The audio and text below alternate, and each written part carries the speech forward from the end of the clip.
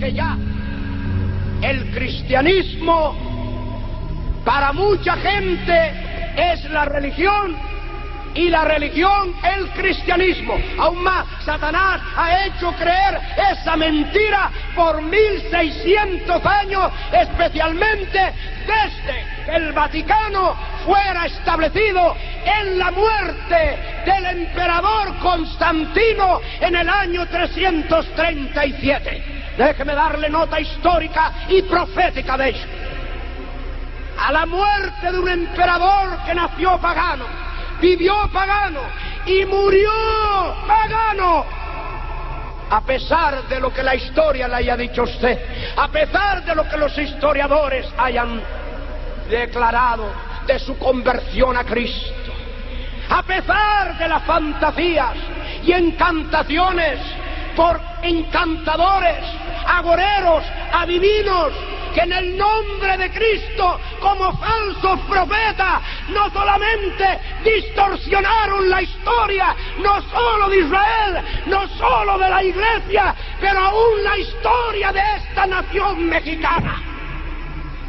Déjeme decirle que en este atentado contra la historia del Evangelio, contra la historia de la Iglesia, contra la historia de Cristo, también Satanás ha ido lejos para distorsionar la historia de los pueblos, la historia de las naciones, incluyendo la patria mexicana.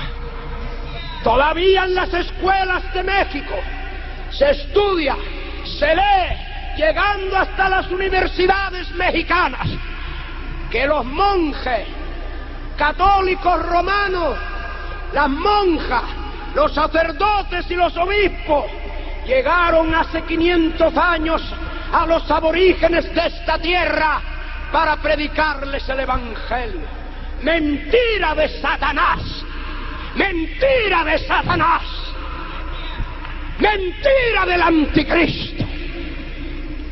Si hace 500 años los monjes que vinieron protegidos por el ejército español, por el ejército francés, por el ejército portugués, si esos monjes, ese clero, hubieran creído al Evangelio de Cristo, no hubiera, como hizo Hidalgo, traído la falsa revelación de la guadalupana. Hubieran creído a Jesucristo, a Jesucristo, a Jesucristo y al Evangelio de Jesucristo. La historia ha sido distorsionada porque el Evangelio ha sido pervertido.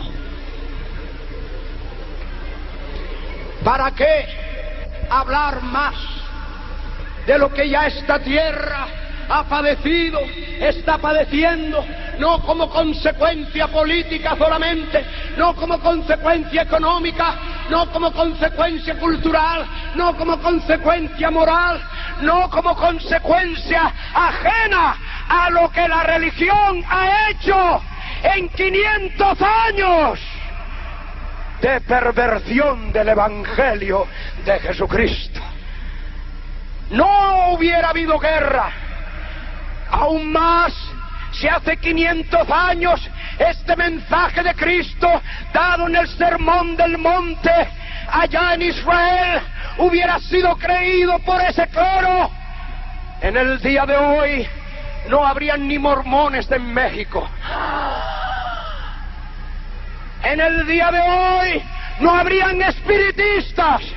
En el día de hoy no habrían santeros. En el día de hoy no habrían encantadores, adivinos, agoreros. Lo que es más grande en el día de hoy, ni siquiera el gobierno hubiera tenido que gastar dinero en rehabilitar drogadictos o en combatirlos en las montañas de México, porque todo eso ha sido producto no de la política, no de la sociedad, pero de la religión que pervirtió el Evangelio de Jesucristo. Alabe a Jesucristo. Si usted ya ha creído el Evangelio, usted sabe lo que se está diciendo. Usted ha sido testigo de lo que aquí se declara por el Espíritu de Dios. México ya no necesita de programas de rehabilitación. Tiene demasiado, si usted no lo sabía. Hasta el diablo tiene sus programas de rehabilitación. Los endroga por un lado y después los rehabilita por otro. El mismo demonio. Ríase del diablo en el nombre de Jesús. Es una mofa diabólica. Es una payasada satánica. El Vaticano tiene sus mejores adictos en los dirigentes y negociantes de la droga internacional. Escuche bien esto.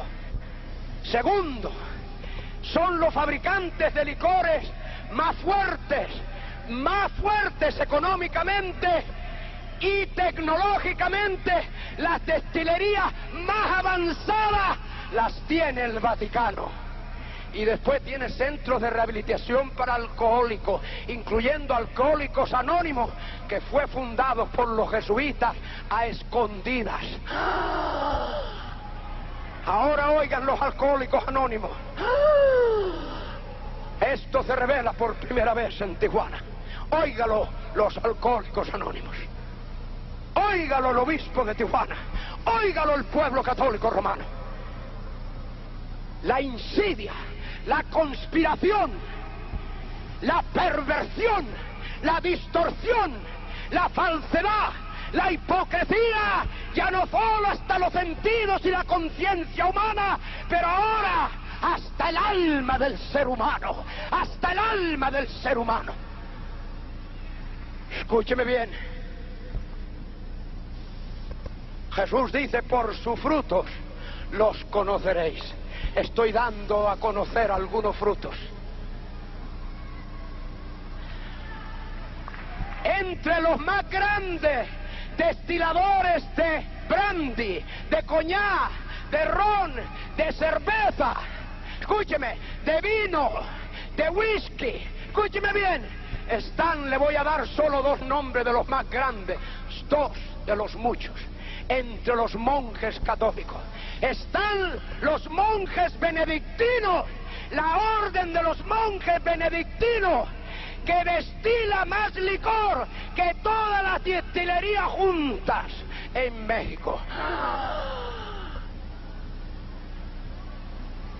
Los monjes no solo rezan el rosario, están destilando lo que ha hecho su familia miserable y ha hecho a este país quedar en ruina. Escuche bien. Entre las otras órdenes religiosas están los hermanos de la doctrina cristiana. Y se llaman hasta hermanos de la doctrina cristiana, escúchelo. Que como La Salle se dedican a educar, mientras educan los niños, emborrachan a los padres con el licor que destilan y después siguen sacando dinero de los centros de rehabilitación. Porque usted mismo va a dar dinero a los centros de rehabilitación. Su piedad y su fe católica lo hace así posible. Mientras que la explotación, ya no solo del cuerpo, ya no solo de la conciencia, pero como dice la palabra de Dios, del alma, llega hasta el punto de pedírsele dinero también para misas de sufragio, cuando perdieron el cuerpo y el alma de ese infeliz padre, de esa infeliz madre y de esos infelices hijos que murieron sin dársele el evangelio de Jesucristo. Escúcheme bien. Se quiere hacer una sola iglesia, una sola religión oficial, como Constantino la hizo desde el principio, adoptando al catolicismo romano como su hija. No fue al cristianismo. Constantino no se convirtió. No hubo frutos. No hubo frutos de acuerdo a la doctrina de Cristo de que se hubiera convertido Constantino al cristianismo. No hubo frutos. En otras palabras, amados, no habiendo frutos de su conversión al Evangelio, los historiadores encontraron en él que había frutos conforme la perversión del Evangelio. Vamos a dar dos aclaraciones. Primero, dice que Constantino en su visión, este fue el primer papa del catolicismo romano, no fue Pedro. Pedro nunca estuvo en Roma, Pablo fue el que estuvo en Roma, escribió antes de llegar a Roma hasta una carta que está en el Nuevo Testamento, está en la Biblia católica, la epístola a los romanos, y cuando él escribió esa carta, señala a muchos de sus compatriotas, a muchos de sus condiscípulos, pero nunca mencionó ni siquiera a Pedro, mucho menos le mandó saludos y mucho menos se dirigió a Pedro como papa, ni lo mencionó en toda su carta. Vamos a dar dos aclaraciones. Primero, dice que Constantino en su visión, este fue el primer papa del catolicismo romano, no fue Pedro.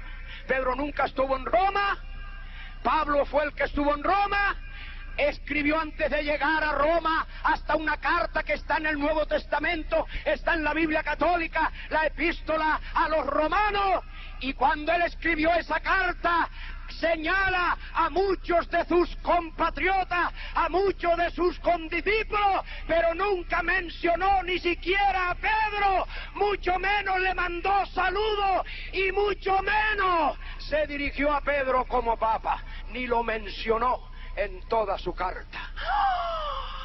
Alabe a Jesús por la verdad del Evangelio, alabe a Jesús, que desenmascara no solo las perversiones de su palabra, pero las distorsiones de la historia. Las distorsiones de la historia.